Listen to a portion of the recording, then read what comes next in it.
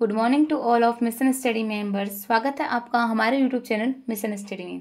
साथियों, आज हमारे यूट्यूब वीडियो में हम बात करेंगे हिंदी साहित्य के सुप्रसिद्ध साहित्यकार कृष्णा अग्निहोत्री के जीवन परिचय के बारे में। साथियों, बिना किसी देरी के वीडियो शुरू करते हैं। आज हम कृष्णा अग्निहोत्री के प्रारंभिक जीवन की, उनके योगदान की, उनके पुरस्कार सम्मान के बारे में हम जानकारी लेंगे। चलिए साथियों, बिना किसी देरी के वीडियो शुरू करते हैं। कृष्णा अग्निहोत्री। कृष्णा अग्निहोत्री एक प्रसिद्ध भारतीय लेखिका और साहित्यकार हैं। उनका जन्म 14 जनवरी 1941 को उत्तर प्रदेश के एक छोटे से गांव में हुआ था। सबसे पहले हमारे सामने एक हिंदी जी के सामने आ रहा है कि कृष्णा अग्निहोत्री जो हैं, उनका जन्म कहाँ हुआ था। तो उनका जो जन्म है वह 14 जनवरी 1941 को हुआ था। और वह कहाँ हुआ था? तो उत्तर प्रदेश के एक छोटे से गांव में हुआ था। उन्होंने हिंदी साहित्य में महत्वपूर्ण योगदान दिया है और कई उपन्यास, कहानियां और निबंध इन्होंने लिखे हैं। मतलब इनका जो योगदान है वो भी काफ़ी महत्वपूर्ण रहा है और इन्होंने कई उपन्यास भी लिखे, इन्होंने कई कहानियां, उपन्यास और निबंध भी इन्होंने लिखे। आगे देखते हैं। कृष्णा अग्निहोत्री की लेखनी में समाज, संस्कृति और मानव संबंधों का गहरा चित्रण होता है।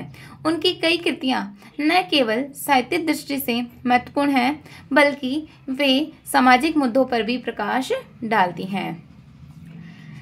इनकी जो कृतियां हैं कृष्णा अग्निहोत्री की, इनकी कृतियों में समाज, संस्कृति और मानव संबंध, मानवीय जो गहरे प्रभाव को भी दर्शाया गया है।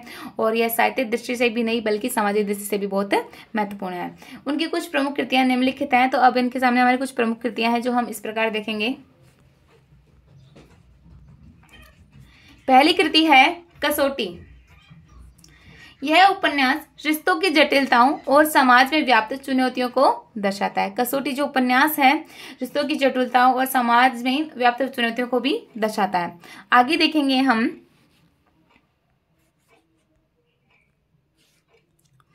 आग का दरिया। आग का जो दरिया है यह कृति ऐतिहासिक पृष्ठभूमि पर आधारित है और समाज की बदलती धारा को समझने में मदद करती है। आगे हम देखेंगे कृष्णा अग्निहोत्री पलकों पर धूप। इनकी दूसरी रचना है पलकों पर धूप। यह कहानी संग्रह मानवीय संवेदनाओं और भावनाओं को उजागर करता है। यह 3 इनकी रचनाएं हैं जो काफी फेमस रही हैं। आगे हम देखेंगे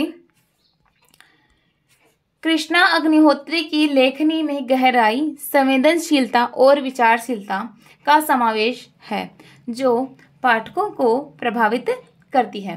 उन्होंने अपने लेखन के माध्यम से महिलाओं के अधिकारों और सशक्तिकरण के लिए भी आवाज उठाई है। आगे देखेंगे उनकी साहित्य योगदान उन्हें एक सम्मानित स्थान दिलाता है और वे भारतीय साहित्य के क्षेत्र में एक प्रेरणा स्रोत मानी जाती हैं। यह थी हमारी कृष्णा अग्निहोत्री की सामान्य सी जानकारी। अब देख लेते हैं कि एग्जाम में किस किस तरह के क्वेश्चन पूछे जाते हैं। सबसे पहले जैसे इनके मोस्ट पॉइंट पूछे जाते हैं कि इनका जन्म कहाँ हुआ था। तो इनका जन्म 14 जनवरी 1941 को उत्तर प्रदेश में हुआ था। यह हमारी छोटी सी जानकारी है। अब इनके बारे में, इनके लेखक के बारे में भी पूछा जाता है तो हमें बताना है। जैसे कि कसौटी है, इनका एक उपन्यास है कसौटी, और आग का दरिया रहा है, आग का दरिया, और